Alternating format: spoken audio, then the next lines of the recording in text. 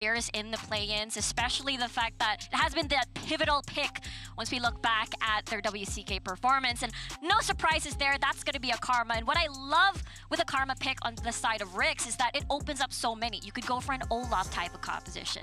You can go for possibly a Varus that we've seen being paired with the Karma at the bottom lane, because that's a ton of poke. Exactly, the Enchanter being able to come in, help your team out, have also that poke and wave clear, and still be flexible.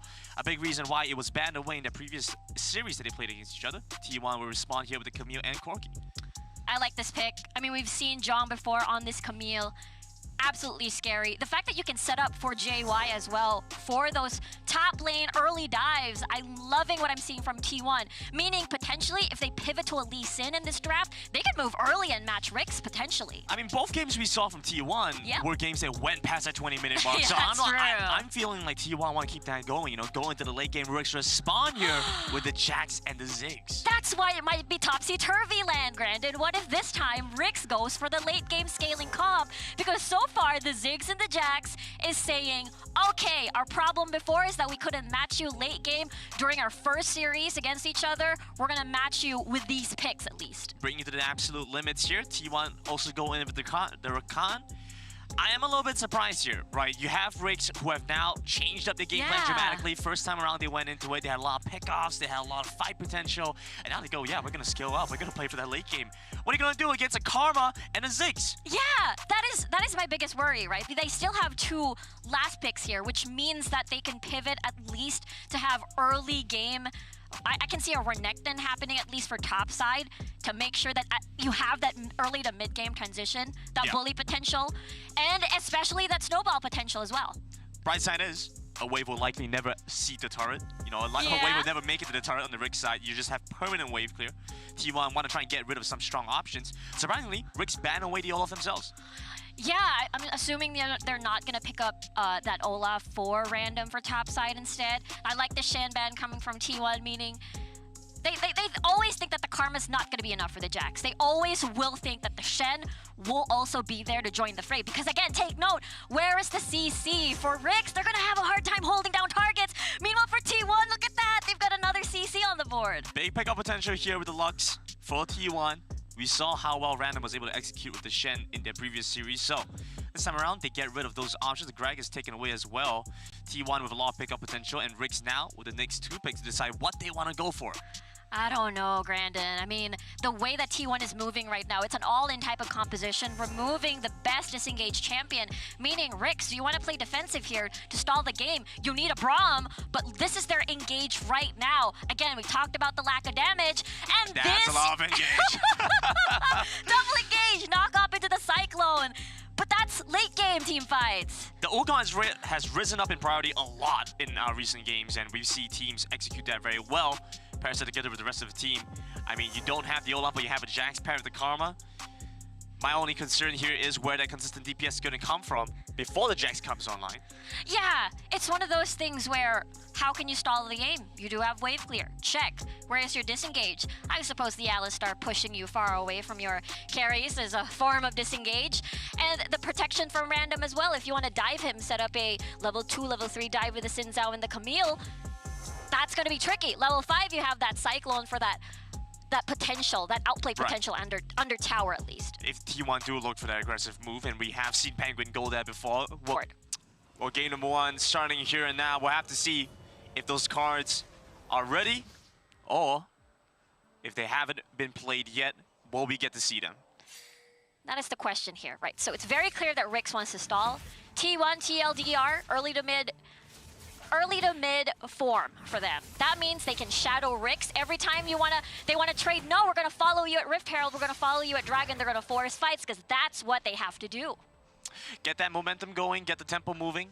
A lot of that's gonna come down to Penguin here in the bottom side. When you have that Rakan, a lot of that pressure is going to be on you. As Random, he got a little bit of respite here. Without Clue on the Alistar, this was gonna be a very difficult game for the Wukong alone. I'm so excited for the first back for these two supports, right? Because I can imagine that the first back will be all the supports, both Clue and Penguin are going topside to help their top lane, and we might see first blood there, even. Quite potentially. And with the way things are going right now, it might be Zhong that sets them up on the turret. Maybe look for a dive or a play that way. For now, though, we do see JY spotted out by Vision. A heavy investment here to try and get some information on where JY is going to be. It's so hard to gank a Karma, right? That has movement speed, can just run away back to tower. But that on the other side of the spectrum, though, range-wise for core, much better, meaning priority, meaning you can do this. We're looking at parallel jungle here. Is JY genuinely looking for a dive right now because Random is backed all the way off. Nowhere close to lane. That no rescue. Yeah, gotta save that flash. Gotta make sure I love this from early game, right? From RIX, right? They've seen this. They've seen it so many times from the WRL, from other teams as well. So I like this adaptation. We do see them trade Scuttle Crabs here. JY will recall, will not look to try and pick up the jungle camps on the opponent's side. RIX try to move in. Half vision here on Penguin, and so a dangerous position here for the Rakan. He continues to walk in, gets knocked up. Counter-strike doesn't land. Stun does not come across. JY starts to walk in now, finds the 3-prong strike. Oh? Light Binding does not manage to connect. T1 won't be able to punish RIX. Yeah, nice leap from 7 there. Able to dodge away that Light Binding. I wanted to point out earlier that the fact that every T1 member had the control ward, that means, I mean, earlier it was pure red. Now they've managed to change their trinkets. But that just means that T1 prioritizes a lot on these big vision control from their team, and I feel like that information is going to help them early game. Absolutely. We saw what happened. JY was spotted out by Vision along the top side, and that's why Random was able to back off before he was at risk of dying. Now, of course, we do see a trade on the top end, looking better and better for Random as he continues to scale up that Stone Skin passive, making a big difference. Yeah, Random having a lot of star plays. Don't think we see too much here from Penguin. The question is T1 able to follow up and convert this into a kill? The exhaust here now onto Doom, still looking for the damage to finish off either's target. Neither will go down though. Nicely done. No one's still going down. 3 minutes on the clock yet. Just a bunch of summoner spells being burned at the moment. And you can tell that a lot of these teams want to create space already. Want to get a bunch of gold from turrets, from kills. But I like this resilience. I like it from both of these teams. It is a little bit surprising to see that T1, who have drafted for that early game aggressive composition, have not managed to find first blood yet. Yeah, that's true. And RIX keeping up so well. It's so hard, right? There's an Alistar that's super tanky. You're gonna push them out of the way, push JY, push anyone that goes near, basically.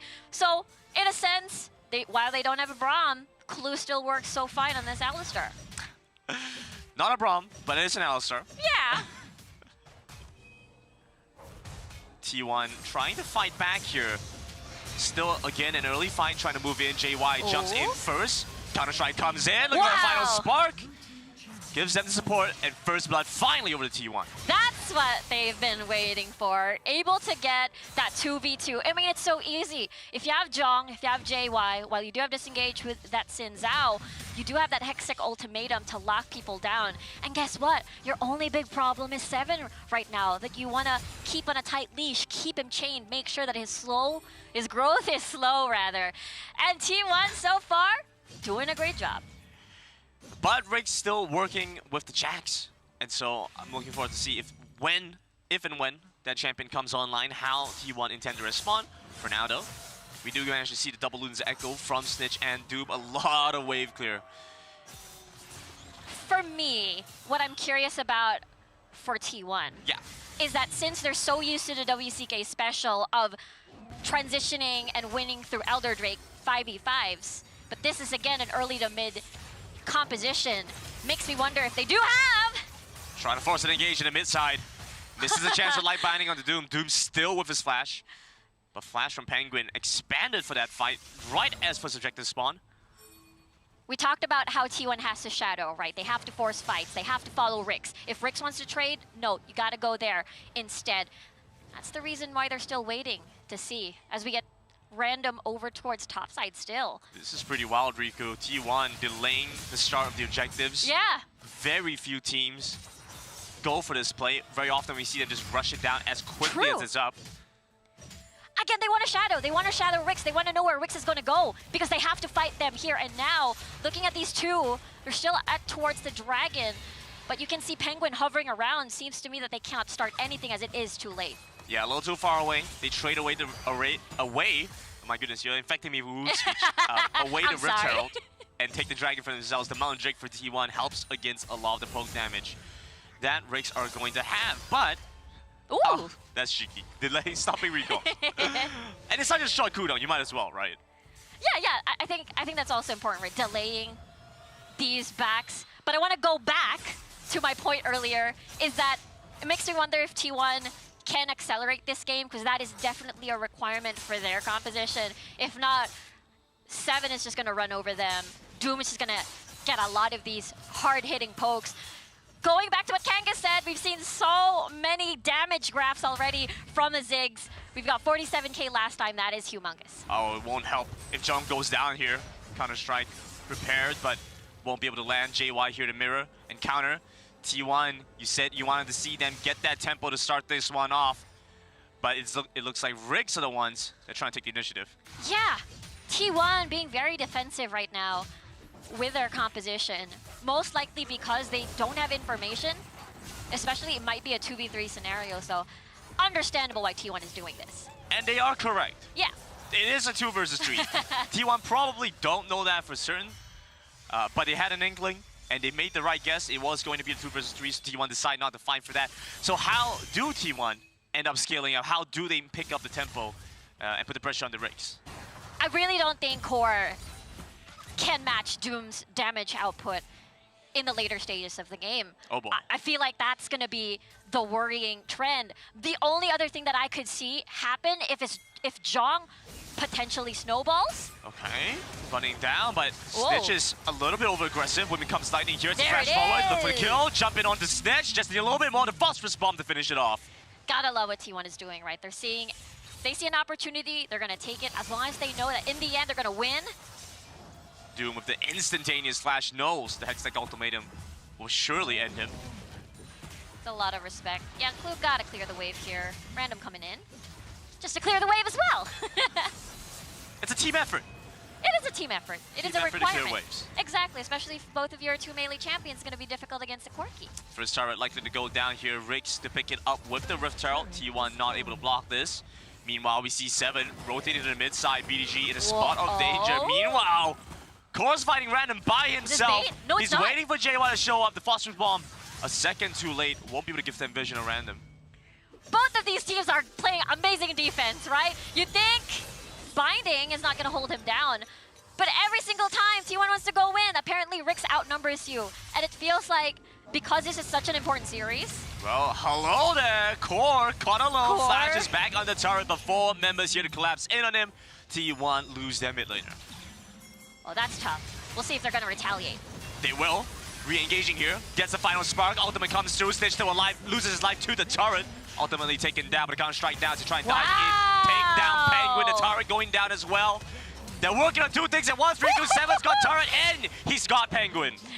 Multitasking, RIX. Gotta love it. Taking down the tower and getting kills. They've won that skirmish. They've won that fight. And it's looking really good. It's looking really bad for T1. The fact that 7 is getting early game kills, meaning that you can propel your Jax even faster. He has that Triforce, Riku. He has a Triforce already. That's tons of damage. I know. One thing that I'm interested though to see that there's a Maw completed by Core. So there's a ton of respect for the magic damage coming from Snitch and Doom. Let's take a look at that again. That was a deep dive coming from RIX. But the fact that everyone from T1 were straggling, coming in one by one, that means they have a comfortable tower dive. Yes, Random fell into this battle, Snitch as well, or rather Snitch only fell from battle, but it doesn't matter. They got a tower, they got kills. I love this coordinated fight from RIX. Opening up the map even more, and while doing so, closing up the kill gap, also finding themselves a gold lead. JY having a difficult time, right? He's been strong for a while now, but now up against 7, getting more and more difficult to take down the Jax. Yeah, this is gonna get tricky, right? Because T1 is supposed to win the early to mid game, and then the opposite is happening at the moment. And with the Infernal, this is what we're talking about, right? T1 has to shadow. T1 has to force fights right now, and that's the reason why they're here contesting this one. Very marginal goal difference on both sides. Both teams slowly pulling ahead and back away. RIX now with the gold lead, also get themselves a second Rift Herald of the game. Infernal Drake will spawn now as T1 wrestle for control. T1 trying their best here to look at them coming from different places. JY coming from the flank. Oh, But this they is see so this. sketchy. Flash over to JY. JY needs to flash into the pit himself. Wow. Better comes in and gets Cyclone back. Penguin might lose his life. He tries to keep his jungler alive, but JY goes down first over in the back line. Jong left alone. Clue chasing after. He's got the stun prepared and ready. But hookshot will get them away, and the Dragon surely must go over to T1. Whoa. BDG still trying to steal this one away, but a beautiful route Whew. out from Snitch. Stun comes across, the exhaust onto the Lux, following through into the mid lane to finish off the final kill. Jump comes back into the mid lane, but they don't have the help to fight this. Wow. A beautiful knockout back on the Penguin as he tries to re-engage. Still a little bit more damage on the Clue. They cannot find his 7. Wants the last kill, but he will not get it. But it doesn't matter. This is such a good sign for RIX winning that skirmish. The fact that T1 tried so hard to find the proper position. Jong coming from the river. JY starting a flank. No, RIX is just so good. Prioritizing targets, knowing which to go first, and that is the reason why T1 lost that fight. Let's take a look at that again. Coca-Cola pop-off here, and it started after killing JY, so it's a 4v5 situation already. Jong trying his best, doing something from the backline, but the fight in general happened towards this mid lane area where Core and your Lux rather is as well getting targeted already. So if your backline isn't having the fun time at the backline rather, then you're in trouble. Penguin actually buys quite a decent bit of time there. Yeah. Just enough for Core to Valkyrie away. A little bit concerning here for T1, but they are no strangers to this position. Been in this one 2 times before. BDG might just go down. 7 comes in with the counter-strike. JY starts to run in here. Random is going to come through with the Cyclone and a lot of damage here on the Core. Core needs to find his way out. BDG as well, but BDG's gone down. JY follows after as well. They manage straight back for 1 onto Random, but Penguin starts running away. Core can only watch as his support goes down, but he's left there for too long. Stays, overstays. 7 lifts to the shield from Snitch, and 4 down the side of T1. Oh my god, 4-1-4 already for 7. Look at that, look at RIX right now, winning every single team fight, every single skirmish. T1, 0 angles to enter these fights, 0 chance to poke using the Corki, using the Lux, it don't matter. 7 just jumps in, Clue follows after. Let's take a look at that again. This is T1 wanting to start a fight with a light binding. 7 doesn't care, disengage from the Xin Zhao. He doesn't care, he's just gonna keep hammering down with his slam on your faces. Yeah, the big problem here is BDG going down so quickly, right? Yeah, I think that's the issue. If your carries, your backline carries, cannot deal DPS safely, Oh my goodness. no Core time, this is what's gonna happen to you. dancing around at the edge of 7's range. But guess what? You were in his range. There's no range if you're in your face, if you're in the Corki, if you're in Core's face. That's sad. Yeah, trying to dance outside 7's range. Who do you think you are? 7's gonna get you. That's gonna keep happening time and time again. He is well equipped. Having that wit's end as well just to counter all the magic damage on the side of T1. The burst BDG has that Lux power as well. So I'm liking the adaptation and itemizations as well for this match. Core did just use this package there. I do believe that was in response to them getting wiped. Wanted to join back into the map quickly. Prevent RIX from picking up the Baron. So being able to go to the top side there. BDG wants to get in a spot of travel, but managed to find the bind. Onto the Jax, but he cannot finish off 7. Jong Joyce in, will not be able to use his ultimate. JY comes in, Penguin does so as well. But the damage so far away, it's only down to the 2 engages to win the fight for their team. But T1 will see Penguin fall. Remember what we talked about, Grandin, about how when RIX has a strong early game, they gotta make sure that it's a beyond 5K threshold of a gold lead up against T1. And they're doing it, they're pushing their lead. That was the issue last time when they went up against T1 for the very first time. Getting the early lead, but unfortunately not pushing it further. And now they're doing it! RIX prepared to get the revenge after losing to T1 the last time around. And it's such an important match too. This is elimination round, this is elimination match. Whoever wins this series will get to live, to continue their journey rather in the Icons. And Yeah. T1 loses, then as we said, there's only going to be 1 representative from the WCK. RIX, of course, having to hold on to a heavy mantle as well. They need to prove the WREC's abilities on the international stage, having one more team going forward.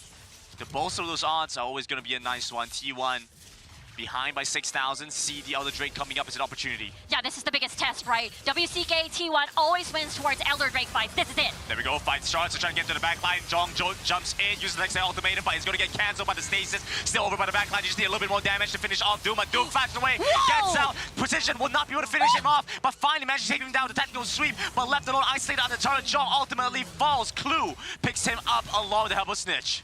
There you go. Jungler gone, JY gone, Jong gone, and Doom is the only one gone. They need a little bit more damage, but BDG, when you hit the light binding, you get in range of 7 as well, and that's all RIX need. They find their revenge, get the Prime Gaming ace, and a chance to close out the game. Well, hello, who needs the Elder Dragon when we win the game? Many death timers. RIX is gonna have it and going 1-0 in this series. T1 thought they had a chance with the Elder Drake to fight for that one, for their lives in this game, but RIX take game number 1 in the elimination series. Oh my word, they're match point 1 win away again from continuing their journey in the Icons, and that's such a big deal. So, well, I want to say that especially the fact that they lost 0-2 against T1 on their first series. my suspicion is maybe TJ was right. Snitch coming back in has given them. I totally agree, and right now we can see, you know, the graph right now, and Let me tell the audience how bad it was. I'm standing there next to Stuart, and you see that initial ramp where like, there's this slight lead over to T1, but it's okay because T1's like hyper early game, and RIX are doing pretty well. They've got like Jax, Ziggs. Stuart lost all faith. Stuart's next to me, he's like, it's over, man. Oh, We're down 2,000 gold. You know, the funny thing I'm was, like, it's fine, Stuart. it was like a first blood or two, and then Sword just turns over. Oh, it's so doomed, man. It's so doomed. I just can't believe we're going to game 2 next. It's so doomed. Pack it up, boys. We're going back home. that's literally what happened. And you know, this basically is the graph here of Stuart's emotions throughout that whole game. And as we can see, you know, like I mentioned to him, like, we can literally Can you give me one more? grab anything that he said, and we wouldn't find out who was winning. One more. Just because of how emotional he was. We need. Oh, there you go! Get him! Get him all! That is the best. Okay, we need you guys to cast a RIX game once again. Once we get into groups, and if indeed that does happen, but it looks like RIX are on